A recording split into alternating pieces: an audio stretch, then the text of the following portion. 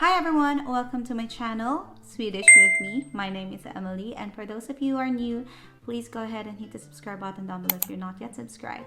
So guys, for today's video, this will be another learning regarding Swedish language. We are now on our episode 2, our second lesson.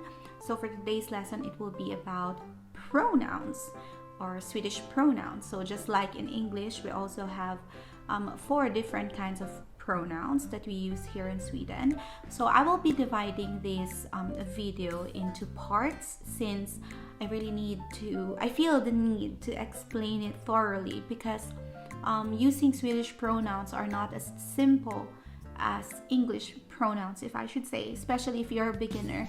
It might be a little bit confusing for beginners. Because it was for me when I was like in the very first stage of learning Svenska.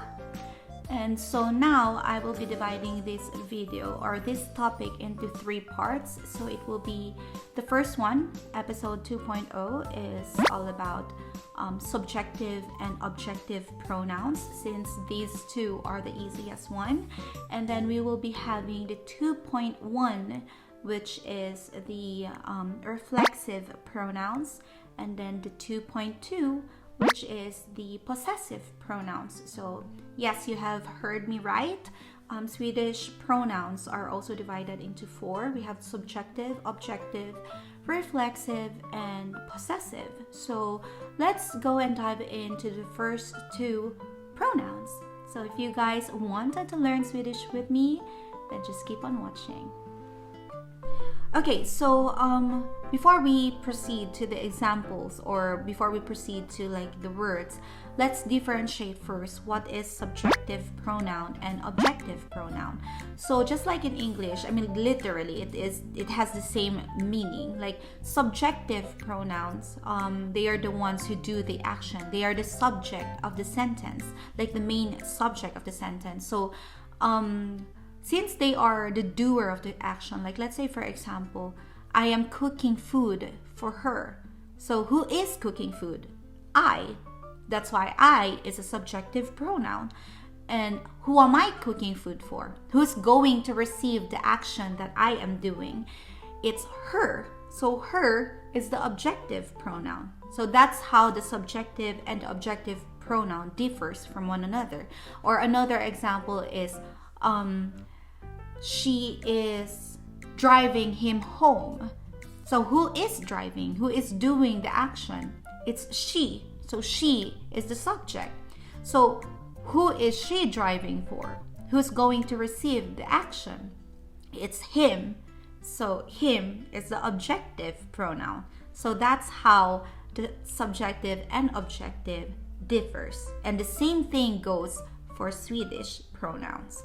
So before we will give more example, I will be giving you the list of the subjective pronoun. So our subjective pronoun consists of jag, du, hon, han, and then for it in English, we have 2 different words. We have det and den, but we will dive into that later.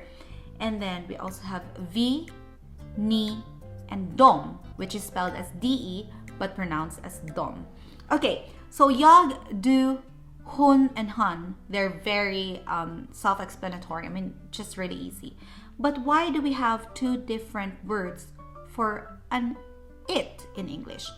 So we have den and det because here in Sweden, guys, we have 2 different kinds of words. We have ett word and we have en word. But we will dive into that deeper on the next topic, but just a little like summary about that one. Et and n word stands just like a and an word in English. In English, guys, it's very easy to determine if the word is a or an. I mean, if it starts with consonants, then it's a. If it starts with a vowel, then it's an, like an umbrella, an apple, an orange, or a car, a dog, a house. So it's very simple, very easy. While in Swedish, there's no specific rule as to how you can determine if the word is et or en. But 80% of the time, or 80% of the words are en words. So if you're unsure about the word, then just try to guess that it's en, and you will be most likely right all the time. But anyways, that is why we have two different kinds of it. But we will go and dive into deeper lesson about et and en word on the next topic. But right now, let's just focus on the pronouns. So we also have two kinds of you, which is du, which is you in singular. You're referring to only one person, while ni, you're referring to two or more. So it's still you, but referring to two or more, like you guys, you people, you guys over there. Like you're referring to a bunch of people, or two or more people or something. While do, you're just referring to one person, like you are beautiful, you are cute, you are nice. You're referring to just one person. So aside from subjective pronoun, we also have objective pronoun. Just like in English, we use like me, her, him, or us. We also have such words here in Sweden. So we have mig, dig, henne, honom, still same thing, det, den, oss, and dem. So just like they and they're the same thing as du och ni. I mean, the explanation is still referring to, if it's just one person who's going to receive the action, then it's they. But if it's two or more who's going to receive the action, then it's So for you guys not to get confused, I prepared here some series of sentences which I can share with you and explain as to how these pronouns work, so you guys won't get really confused, because I know how hard it is to learn a new language and to properly use the words and correct grammar and stuff. So don't worry guys, I'll be helping you out. So I have a lot of sentences here, so here, let's just start. Okay, so for example, this first word that we have here, jag älskar dig. Jag is I, älskar is love, and dig is you. So you see, we have the subjective, we have the action, and we have the objective pronoun. So that's like one of the simplest word or sentence that we can start up with. Jag älskar dig. And then the next one here is vi lagar mat till or we are cooking food for you. You might get confused as to how I constructed the sentences, but we'll get through how to construct sentences in further topic. But right now, just try to focus yourself on the pronouns that we have used on the sentence. So like this one, the second one, vi is we, lagar mat, are cooking food, till, for, you. So as you can see here, I already wrote so you already have the idea that we are cooking food not just for one person, but for a group of people, two or more, because I wrote here But if I have written here day, vi lagar mat till day, then you have the idea that I am cooking food just for one person, which is you. So you see the difference? Vi lagar mat till So we are cooking food for you. Okay, let's move on to the next one. It is de väntar på mig, or they are waiting for me. So de is they, väntar på are waiting for, mig or I, or me, I'm sorry. So they are waiting for me. Mig is me. So de väntar på mig. So Very easy, right? Here, the next one.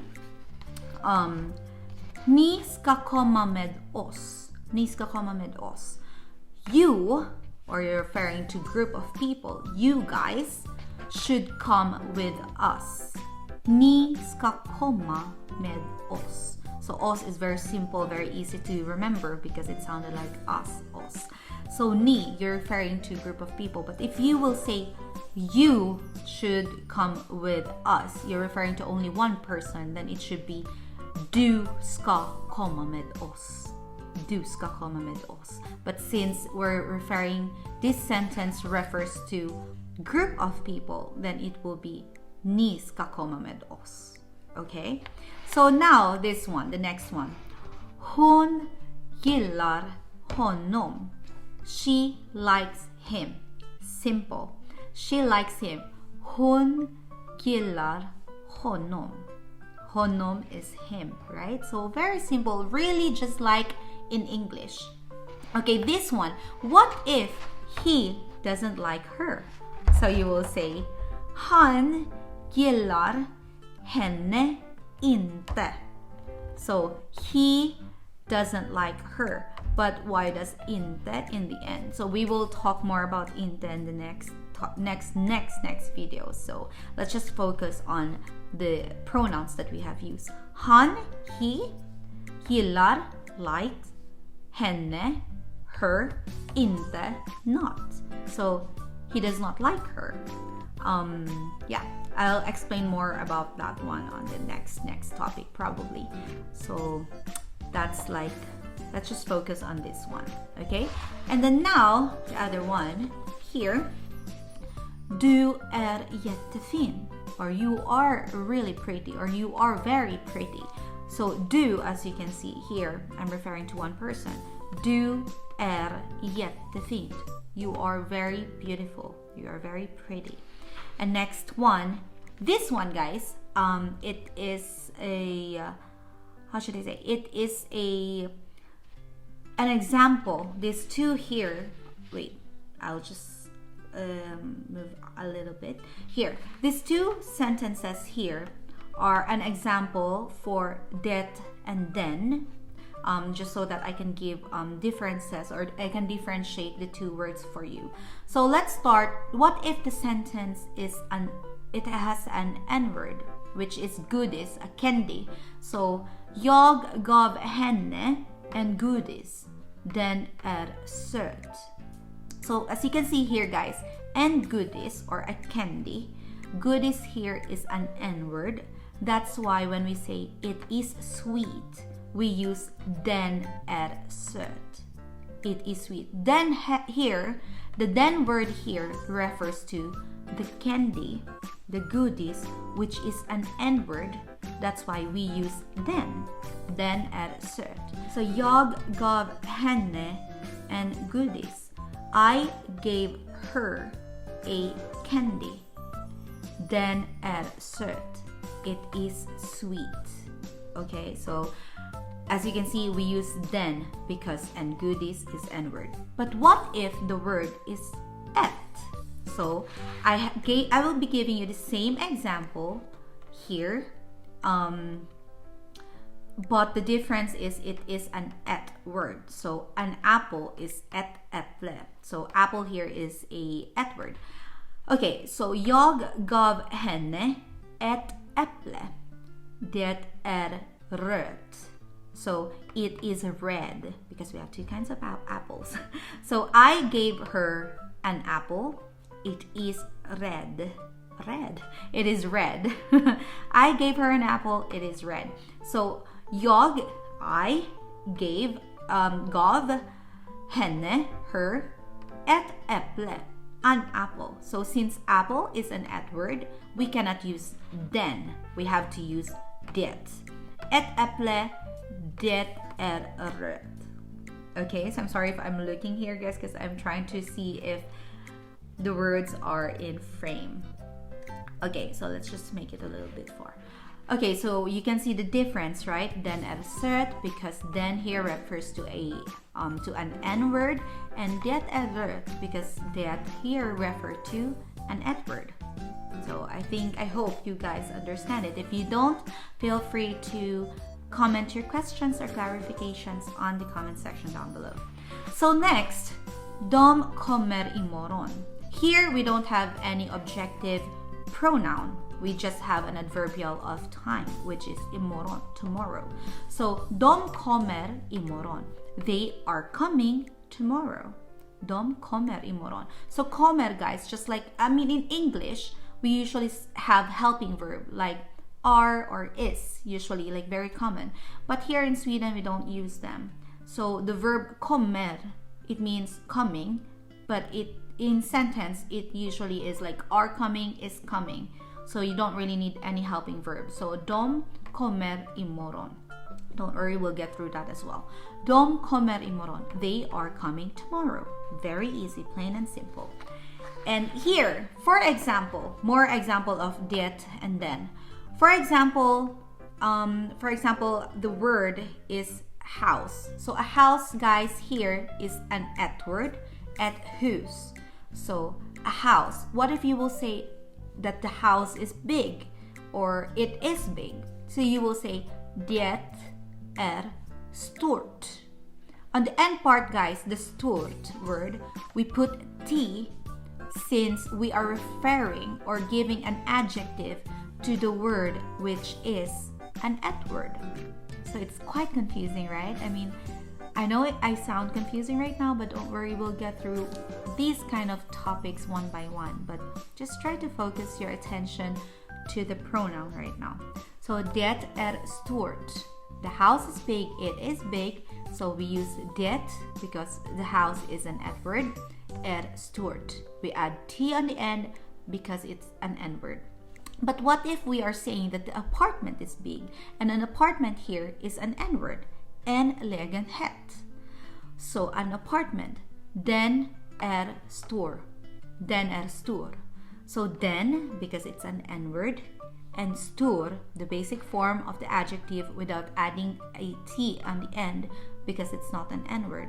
It's not an et word. I am confused myself. Sorry. But okay. En lägenhet, that's an apartment. Then stor, it is big. Same meaning, but different construction of the sentence because they are two different kinds of words. En and et. Okay. I know I may sound a little bit confusing right now, maybe for you, but hopefully you understand it. But if you don't, feel free to ask me on the comment section down below, and I will try to answer you as much as possible or at the very best way I can. But those are the series of examples that I can give out to you guys, and I hope that you understand the differences of en and et word, ni and do. So yeah, if there's any clarifications or anything you wanted to ask, just leave a comment down below. And that's for our topic, which is the subjective and the objective. And if you guys wanted to learn about the reflexive, another kind of pronoun here in Sweden or the Swedish language, please let's proceed to the next video, which is the 2.1. That will be about the reflexive pronoun, and that one, guys, is a little bit confusing than the subjective and the objective. Like, to be honest, subjective and objective these are the two easiest pronoun. Reflexive and possessive are like terrible. They're really so hard. But yeah, don't worry, I'll try to help you out as much as I can. But yeah, that's it for our video, for this part of the video. If you wanted to learn more about the pronoun, you just have to click the next video because that will be about reflexive. So thank you guys for watching, and I hope that you will give this video a thumbs up. Feel free to leave a comment on the comment section down below. So thank you, and I hope to see you on my next one. Bye guys.